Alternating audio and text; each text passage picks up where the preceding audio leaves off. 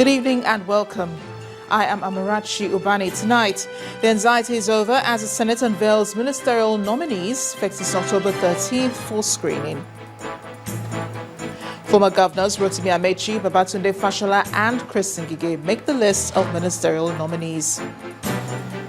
Nigerian army arrests alleged financier of Boko Haram in Dekwa, Borno State. Ghanaian government suspends 7 of the 12 High Court judges accused of bribery and corruption. And on business news tonight, finance executives recommend investment of pension funds into short-term government securities. And on sports news tonight, Super Eagles camp calm as NFF resolves rift between coach Sunday Olise and Vincent Enyama after the captain is kicked out of the camp.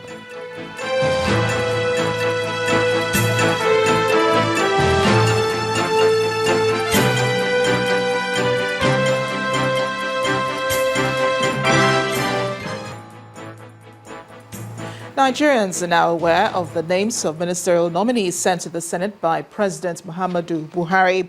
The names were read out today by Senate President Dr. Bukola Saraki. Screening begins next Tuesday for the 21 nominees, 4 of whom are former governors.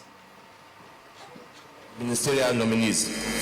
It took the Senate President just 2 minutes to read out the much-awaited ministerial list. The partial list of ministerial nominees. 1. Abubakar Malami, SAN. 2. Abdurrahman Bello Dambazao. Aisha Jumai Al-Hassan. Alhaji Lai Muhammad. Babatunde Raji Fashola. Barrister Adebayo Shitu. Barrister Solomon Dalong. Dr. Senator Chris Ngige. Chibuke Rotimi Amechi. Chief Audu Innocent Ogbe. Mrs. Amina Ibrahim. Dr. Osage Henare. Dr. Emmanuel Ibe Kachuku. Dr. Kayode Fayemi. Engineer Suleiman Adamu. Mrs. Kemi Adeosun. Dr. Bonada Onu. Honorable Ahmed Musa Ibeto. Ibrahim Usman Jibril. Senator Hadi Sirika. And Senator Udo Udoma. And just like that, the identities of people nominated to serve as ministers were officially made public. But the names read out by the Senate President would not be a surprise to many Nigerians. Social and print media have been predicting those who would be on the list. Some of the predictions turned out to be true, but one lawmaker was not satisfied with the number of ministerial nominees sent to the Senate. When this list was coming, we expected full 36, not partial. After 3 months, after 4 months, we believe that the time for partial had gone. Some lawmakers spoke about what they think about the ministerial list. The truth is, we've had issues with some of them in the past. Bringing them forward now does not say anything much about the corruption fight. It says that it's going to be the same old story. Nothing has changed. Definitely on face value, we know them some.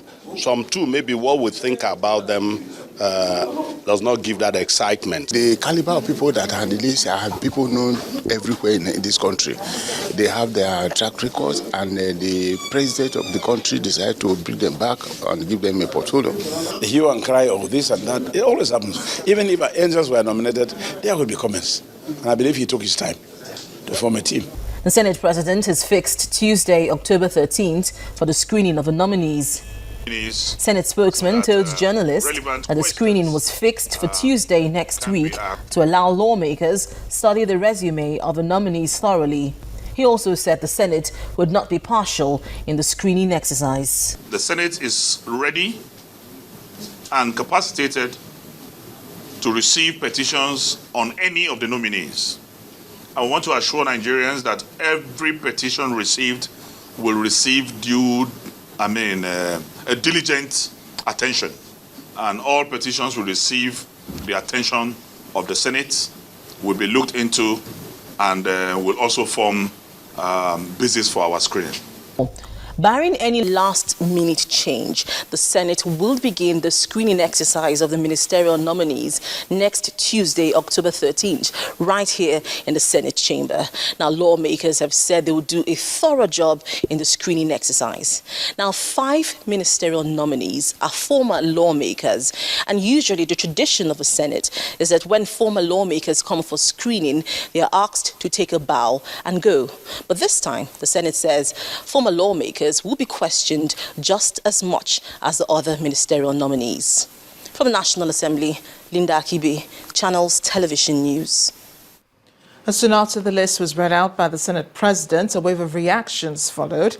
2 lawmakers who spoke to Channels Television, for instance, were divided over the names and caliber of the nominees, while Senator Pt.1, representing Delta North, is not impressed with the fact that there are no surprises on the list. His counterpart, Senator Robert Borofis, representing Ondo North, says that those who appear to be making a comeback to the political scene are bringing in their wealth of experience. I don't know what to say, because those are names that are known to Nigerians, and we were expecting sense, but we didn't see sense that we were. But it's okay. We will see. We will look at the list. We will look at them. We will have a good screening. Like I said the other day, it's taking quite a while to appoint the ministers, and when it eventually came out, there's nothing so special. These are people we know before. These are people we have known in this country. So there's nothing so special about the list. It is my belief that the President has taken his time to identify these individuals to be members of his cabinet and to drive this administration and ensure that we all experience the much expected change. I don't think Mr. President wants to do experiment. So by bringing new people or surprises, maybe he wants to experiment. He wants to start the job immediately. So he's using those who have experience, those who have track record, those who have experience in governance. And I think that is the best thing for us to do. This is not time for experimentation. This is not the time of trials. This is time of real work.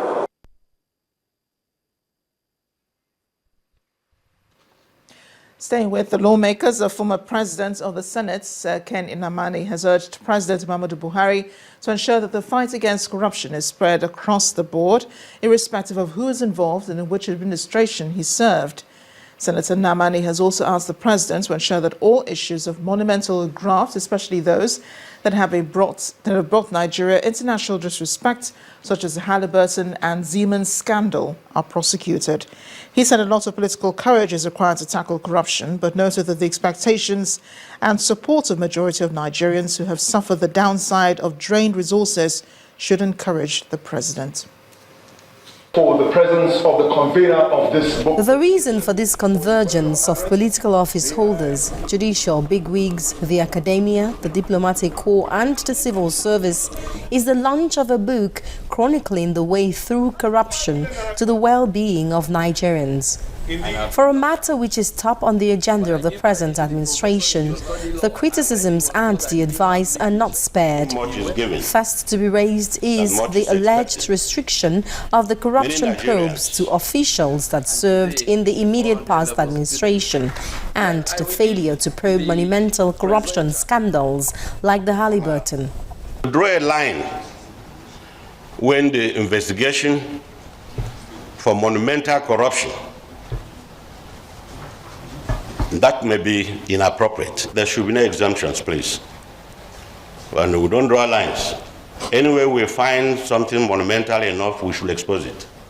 It is necessary that those international cases that have fetched Nigeria a bad name, we shouldn't just gloss over it.